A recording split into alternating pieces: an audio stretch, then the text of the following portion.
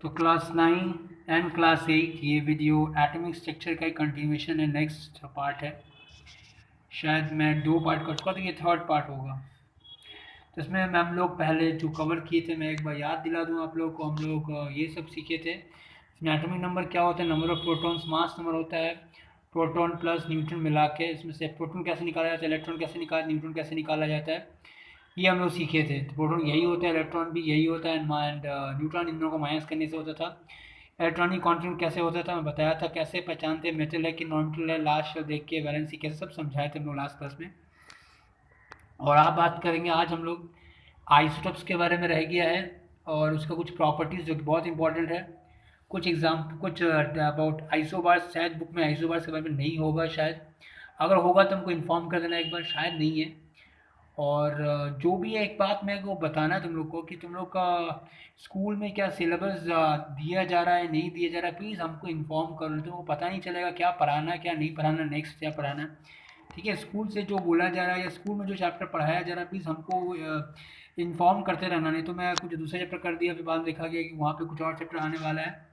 ठीक है, स्टार्ट करते हैं आइसोटोप्स के बारे में। आइसोटोप्स, तो आइसोटोप्स होता क्या है, देखो।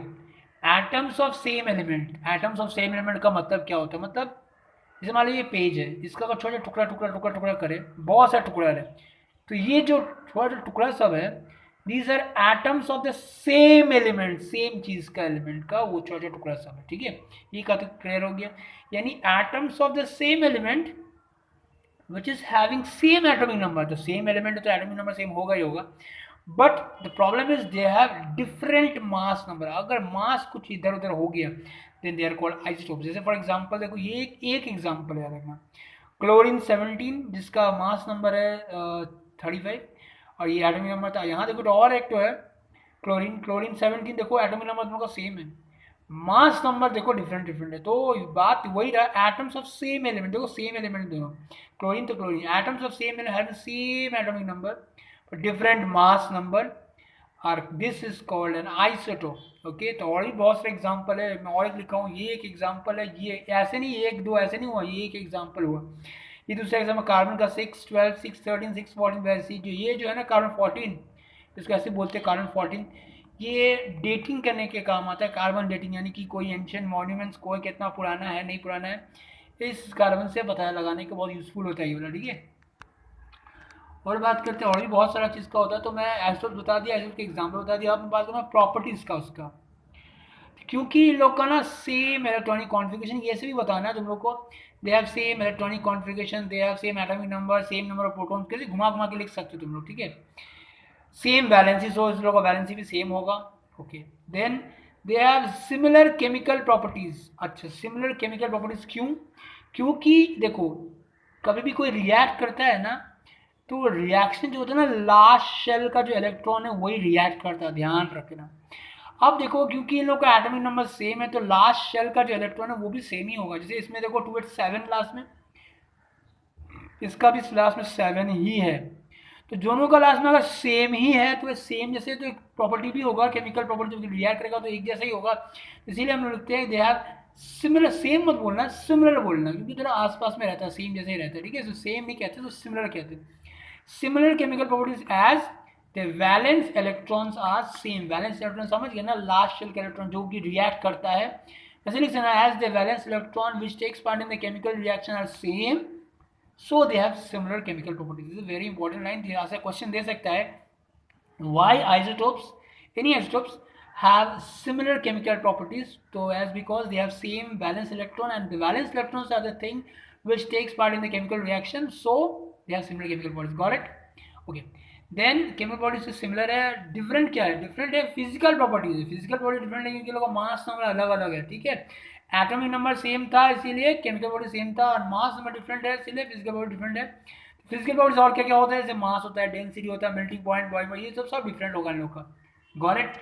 तो आशा करता हूँ आप लोगों को समझ में आ गया, क्या बताया स्टेप्स के बारे में, उसका प्रॉपर्टीज बता दिया। अब बात करते हैं मैं क्या क्या बताया, what are isotopes, give examples and write the properties of isotopes. ये 3 क्वेश्चंस आप लोग करना है इसके बारे में। ठीक है, उसके बाद बात करते हैं आइसोबार्स के बारे में। चलो थोड़ा बता दो, छोटा सा बता दो, आइसोबार्स क्या होता है, जिस ऑपोजिट होता है इसका, जैसे इसमें क्या है, एटम्स ऑफ सेम एलिमेंट है, वहाँ लिखना है एटम्स ऑफ डिफरेंट एलिमेंट, मतलब एक तो ये है कॉपी, एक पेन है, इसका एटम उसका atom, atoms of different element having different atomic number, different atomic number हो गई पक्का बात है, बट सेम मास नंबर होगा उसमें, याद रखना सेम होगा mass number and different will be atomic number, okay.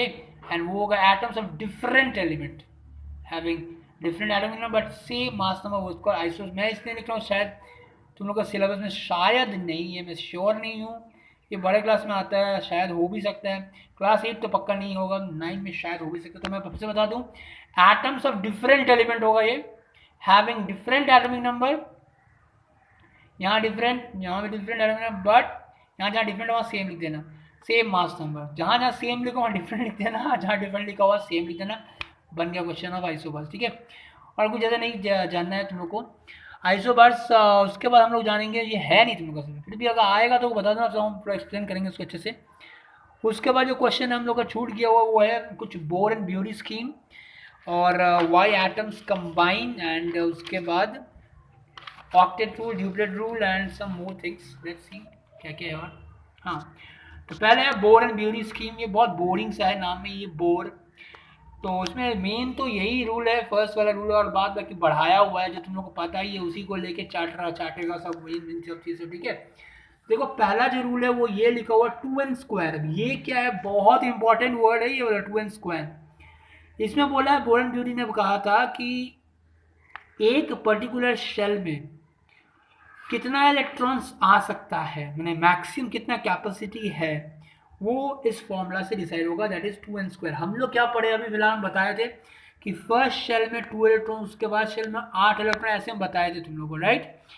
पर एक्चुअली क्या होता है वो हम बता रहे हैं अभी, वो फिर फिलहाल जो तुम लोग को बुक में वही कन्वीनियंस के हिसाब से मैं बताया था। तो देखो अगर मान लो शेल है के माने फर्स्ट शेल, ठीक है, तो number of shell is 1, second shell माने एल, एम है थर्ड शेल।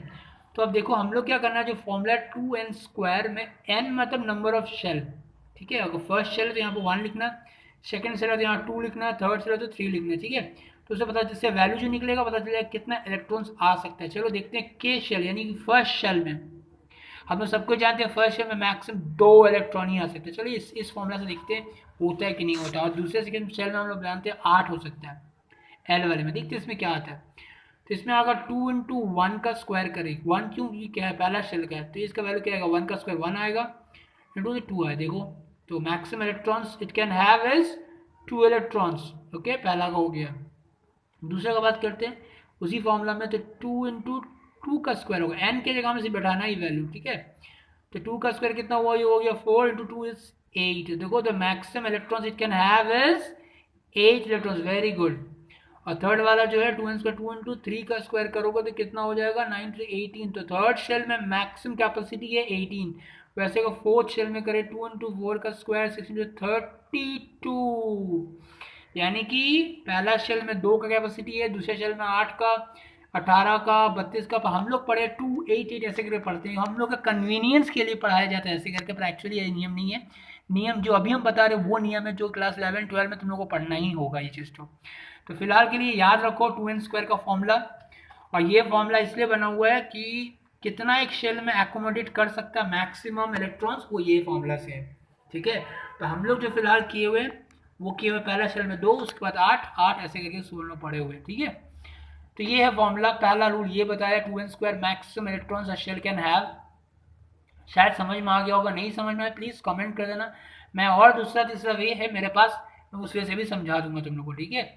तो कमेंट करते रहना, अगर नहीं भी समझा सकूँ मेरे को ध्यान में रखना है हमको कि क्या समझ में आया तुम लोग को, क्या क्या नहीं समझ में आया, तो लिख दोगे तो मैं अच्छा रहेगा मेरे लिए, मैं फिर से कभी बताना होगा तो मैं बता दूंगा उसको, ठीक है। ओके, और लास्ट शेल में, जो लास्ट शेल में हमेशा 8 इलेक्ट्रॉन ही चाहता है वो लोग, ठीक है, 8 इलेक्ट्रॉन होने से ही खत्म, ध्यान रखना, ठीक है। और बात में तुम लोग जानते होगे शायद कि जिसके लास्ट शेल में if it has 8 electron in its last shell it will stop reacting, माने वो स्टेबल बन जाता है, इट विल नॉट रिएक्ट, ये तुम लोग जानते हो। और पहला शेल में 2 बन जाता है, पहला शेल में एक शेल का ही है, होता है कुछ कुछ बहुत छोटा होता है हाइड्रोजन हीलियम, तो एक शेल का ही होता है, तो उसमें अगर एक 2 बन जाए, मैंने दो हो जाए तो वो स्टेबल हो जाता है, ठीक है। तो these are the simple things, पर मेन है ये वाला 2n² वाला बात ही बोर्ड एंड ब्यूटी का मेन है। बाद में तरह रीडिंग कर लेना, ठीक है। और जो बोर्ड तो क्वेश्चन हो गया, right all the board beauty schemes, okay. उसके बाद है octet rule and duplet rule. अच्छा, मेरे को शाबाशी देना होगा बहुत जनों की, बहुत जन ये जो एटॉमिक स्ट्रक्चर का बारे में बहुत अच्छा से सुनना है। मैं देखा हूँ सबको जो किया था मेरा क्वेश्चन सब बहुत अच्छा से सुना है। अब मैं क्या करूँगा, कुछ दिन में टेस्ट ले लूँगा, देखते कौन कौन कर पाता है कौन नहीं कर पाता है। चलिए ठीक है। अब है octet rule and duplet rule. अब ये क्या होता है कि मैक्सिमम एंड लास्ट शेल में कितना रह सकता है, मैक्सिमम 8 इलेक्ट्रॉन्स रह सकता है। यही रूल को हम लोग कहते हैं ऑक्टेट रूल। एंड ड्यूप्लेट में लास्ट शेल में 2 रह सकता है, पर ये सबके लिए नहीं, सिर्फ एक ही शेल वाले के लिए होता है। जिसमें एक शेल है उसमें मैक्सिमम कैपेसिटी क्या 2 का, ये वो रूल है duplet rule. And last shell में 8 रह सकता है, ये कैपेसिटी, ये जो रूल है बाद बाकी के लिए है, तो ये ऑक्टेट रूल। वही लिखते हैं maximum electrons last shell can have, that is 8 electrons, it is called octet rule. और ये first shell can have maximum electrons, it is 2 electrons, this is called duplet rule, correct. Now why atoms combine. अब atoms क्यों combine करते हैं, जो मैं पूछता हूँ हम लोग काम क्यों करते हैं, ठीक है। हम लोग काम क्यों करते हैं, हम लोग कमाते क्यों हैं, कमाते हैं मेन पर्पस हम लोग को पालन पोषण करने के लिए, है ना, पेट भरने के लिए। ये पापी पेट के चलते सब काम धाम हो रहा है, उसी के चलते झगड़ा फसाद लगड़ा झगड़ा ये वो, मेरे को पैसा क्यों नहीं दिया, तेरे को कम पैसा क्यों मिला, 5 में ले 7 में, ये चलता रहता है झगड़ा छोटी। उसी हिसाब से एटम्स का भी सेम कहानी है। एटम्स भी कंबाइन या बोल सकते हैं झगड़ा या रिएक्ट करता है, इज ऑल बिकॉज अपने आप को स्टेबल बनाने के लिए। हम लोग भी इतना कमाते हैं स्टेबल बनाने के लिए। जैसे हम लोग को स्टेबिलिटी आ जाता है, मैंने बहुत पैसा वाला बन जाते हैं, बहुत मान लो बहुत रईस है तुमको लगता है काम करने की जरूरत है, अरे तुम्हारे अंदर में सब काम करेगा, तुम क्यों करेगा काम, है कि नहीं। तो तुम स्टेबिलिटी आ गया। तो उस तरह एटम्स भी ट्राई करता है अपने आप को स्टेबल बनाने के लिए। स्टेबल मैंने याद होगा ना तुम लोग को, लास्ट शेल में या तो ऑक्टेट बनाएगा 8 इलेक्ट्रॉन्स, या तो अगर पहला एक ही शेल का है तो ड्यूप्लेट बनाने की कोशिश करेगा, यानी कि 2 इलेक्ट्रॉन से करनेगा। तो ये लोग अपने आप को स्टेबल बनाता है ऑक्टेट रूल से या फिर ड्यूप्लेट रूल से, ठीक है। तो स्टेबल बनाने के लिए एटम्स कंबाइन, करेक्ट। इसके बाद जो टॉपिक है वो है बॉन्डिंग। बॉन्डिंग क्या होता है, और ये आज ही मैं चाहता हूँ मैं ख़त्म कर दूँ, फिर नेक्स्ट चैप्टर में नेक्स्ट दिन करूँगा। और वो क्या करूँगा मैं, अभिराज फ़ोन करना, अभिराज देता जो भी है फ़ोन करना, मेरे से बात कर लेना, थोड़ा सा क्या क्या कराया है स्कूल में थोड़ा डिस्कस कर लेंगे, उसके बाद हमको कुछ भेज देना चैप्टर्स के बारे में, ठीक है। और हाँ, जो गार्जियन लोग बोल रहे हैं, मैक्सिमम गार्जियन लोग बोल रहे हैं कि online classes is safer, though we can do both options, we have both options, but online is the safest method because most बच्चे लोग आ रहे हैं, बच्चे लोग आने की कोई प्रॉब्लम नहीं। पर मैं क्लास 10 से बात किया हूँ, 11 से सभी बोल रहा है सर आप ऑनलाइन ही क्लास कीजिए, 12 का बोल रहा है सबको ऑनलाइन क्लास करने। और जो बात बाकी जो क्लासेस है, जो गार्जियन से मेरा कुछ बात हुआ है, वो लोग बोल रहे हैं सर अभी जो सिचुएशन है उस हिसाब से, और ये केसेस और बढ़ रहा है, भयंकर रैपिडली स्पीड में बढ़ रहा है। इस रैपिड सिचुएशन को कॉम्बैट करने का सबसे बेस्ट वे है कि आप सिलेबस खत्म कराते रहिए, पढ़ाई तो होते रहेगा। डेफिनेटली वैसे तो नहीं हो रहा है जैसे हो रहा था, वैसे तो नहीं हो रहा है, वो तो पता है, लेकिन एटलीस्ट हो तो रहा है। मान लीजिए जहाँ 100% हो रहा था वहाँ पे एटलीस्ट 70% तो हो रहा है। 70% भी बहुत है, क्योंकि अगर 70% भी हो रहा है उसको तो हम जब हम लोग को स्टार्ट होगा सब कुछ तो हम लोग वैसे ही फिर से स्टार्ट कर देंगे और सब कुछ कवर अप हो जाएगा। मैं रिवीजन फिर से करा दूंगा सारा का सारा। तो अभी फिलहाल जितना सुन सकते हो सुन कर रखो, ठीक है। और ऐसे ही पढ़ाना बहुत अच्छा रहेगा, ठीक है। कुछ कुछ क्लासेस करेंगे जूम पे भी हम लोग, ठीक है। जूम अकाउंट सबको बना लेना, सबको कुछ कुछ क्लासेस हमको करना पड़ेगा, जो डाउट क्लासेस होगा या टेस्ट क्लासेस होगा वो जूम पे करेंगे हम लोग। और जो समझाने का काम है मैं यूट्यूब में ही करूँगा, देखते हैं किसमें ज़्यादा बेटर होता है, उसमें हम लोग करेंगे। और प्लीज़ अभी भी जो लोग नहीं बता रहे हैं वो लोग प्लीज़ बताएं मेरे को कि गार्जियन क्या कह रहे हैं हमको, क्योंकि जो गार्जियन लोग क्या है मैं वो तुम लोग कह दिया हूँ। और सुन देखते हैं क्या कौन गार्जियन क्या कहता है, क्योंकि अगर एक जन से भी अगर स्प्रेड हुआ, एक बच्चा का बस के मान लो कुछ हुआ, क्योंकि बहुत हुआ वो बाबूगढ़ एरिया में बहुत भयंकर फैला हुआ, पर पब्लिक बता नहीं रहा, गवर्नमेंट बता नहीं रहा है सब कुछ किसी को। एक किसी को सबको हो जाएगा, उस सबसे फिर वो लोग जिस फैमिली में जाएंगे फिर सबको हो जाएगा, और फिर बचना मुश्किल है, भयंकर मुश्किल। और सबका जानते हो ना इम्यूनिटी उतना स्ट्रांग नहीं होता है बच्चों का। तो क्या बोलूँ मैं, तो ना फिर भी मेरे को, मैं तो गार्जियन के हिसाब से करूँगा, गार्जियन स्टूडेंट्स जो बोलेंगे वही करूँगा। पर अभी जो मेरा बात हुआ जितना गार्जियन वो लोग तो यही बोले हैं कि you should take online classes, जैसे चल रहा ऑनलाइन क्लासेस ही चले वही सही है, ठीक है। पर अभी भी मैं चाहता हूँ सब गार्जियन से बात करूँ, उन लोग क्या बोलते हैं, फिर मेजोरिटी का मैं देखूंगा कौन क्या बोला, उस हिसाब से मैं डिसीजन लूंगा कि क्या करना उचित है। क्योंकि ऐसा ना हो कि मेरा रिस्पॉन्सिबिलिटी फेंक दे सबको, की बातें बोले कि सर आप ही तो बुलाए थे, सबको आ गया, अब देखिए सबको ये हो गया, आपके चलते हुआ।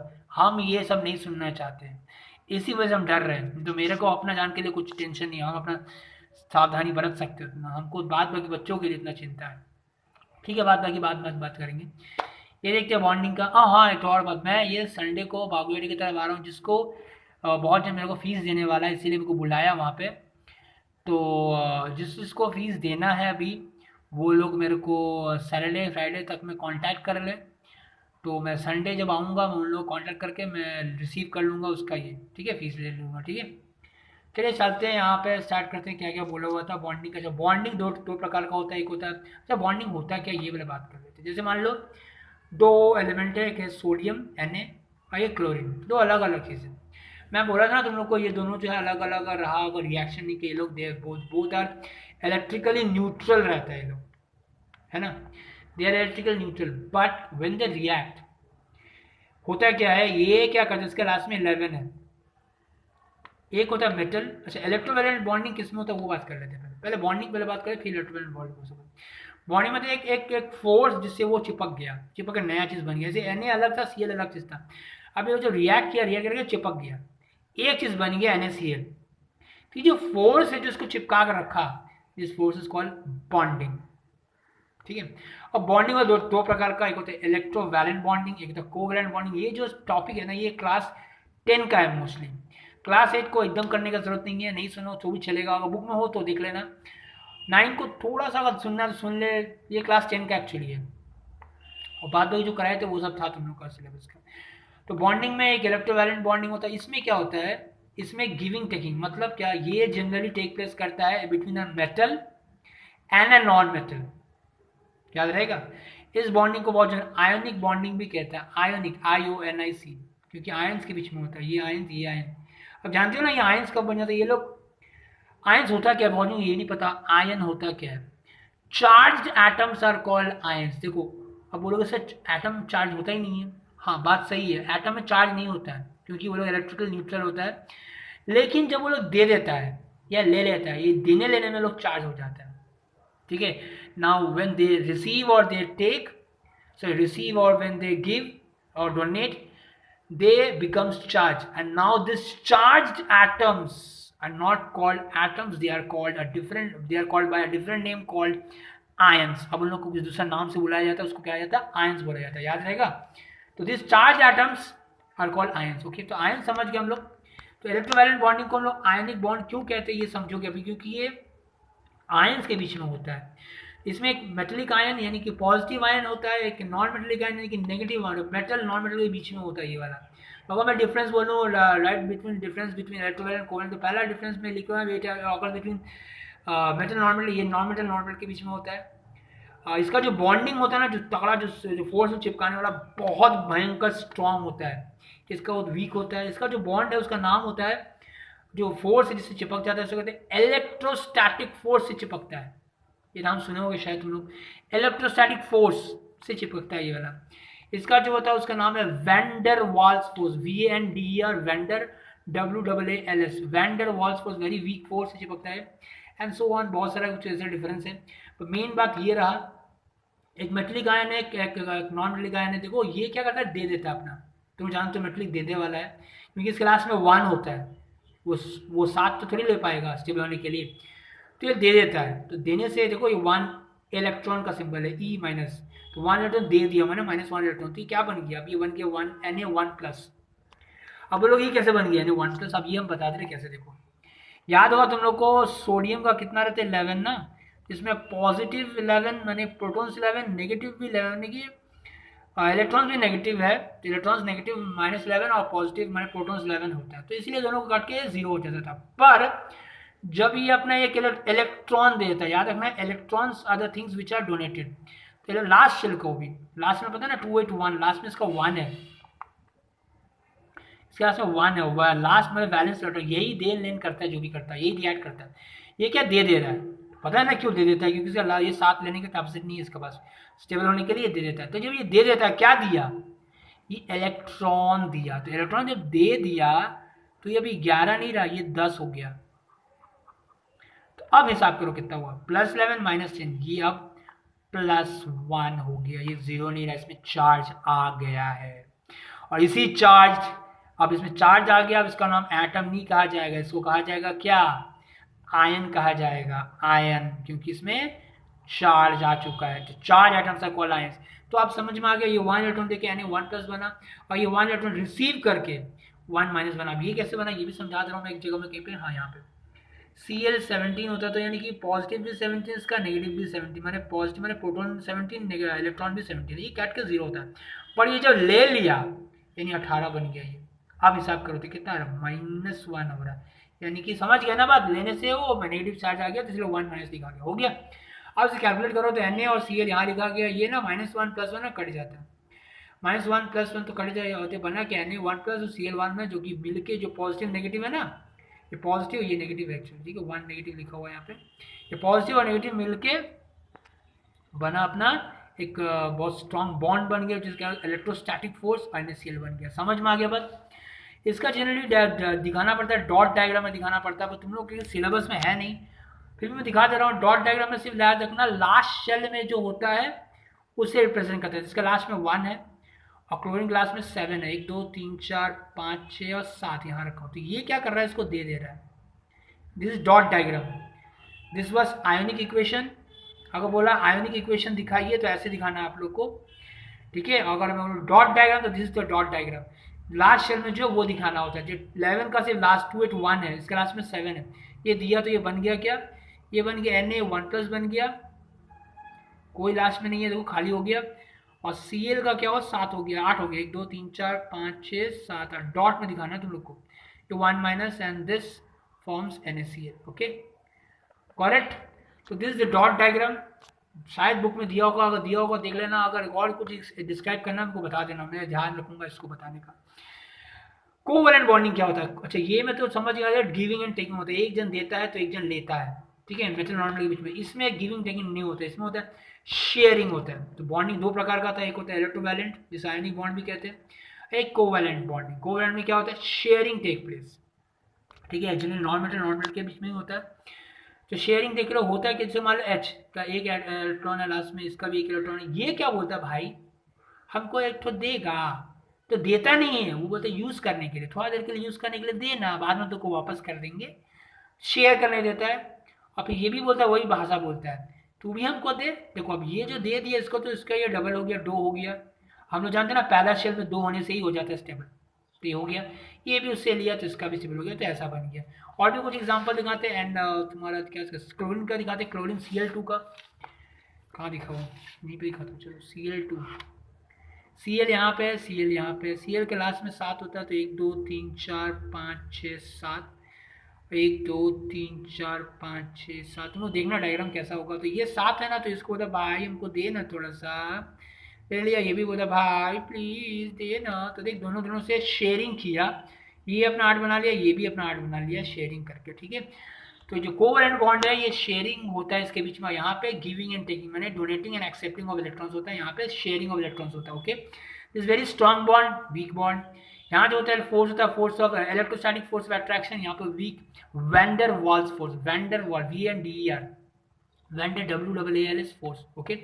And go through your book, उसके बाद अगर कुछ टॉपिक बच जाए हमको प्लीज़ इन्फॉर्म करना, सर आप ये वाला नहीं बताया, ये वाला नहीं बताया, प्लीज़ हमको इन्फॉर्म करना, मेरा ध्यान रहेगा। और प्लीज़ हमको सिलेबस बताना कि क्या क्या आने वाला है, नहीं आने वाला सबका, और अब नेक्स्ट चैप्टर क्या कराना है हमको वो भी बताना होगा तुम लोग को, ठीक है। So that's all. और जिसको फीस देना प्लीज़ मेरे को कॉल कर लेना या फिर मेल कर देना, मैं आऊँगा संडे तक मैं रिसीव कर लूँगा उसका, ठीक है। That's all, bye, take care.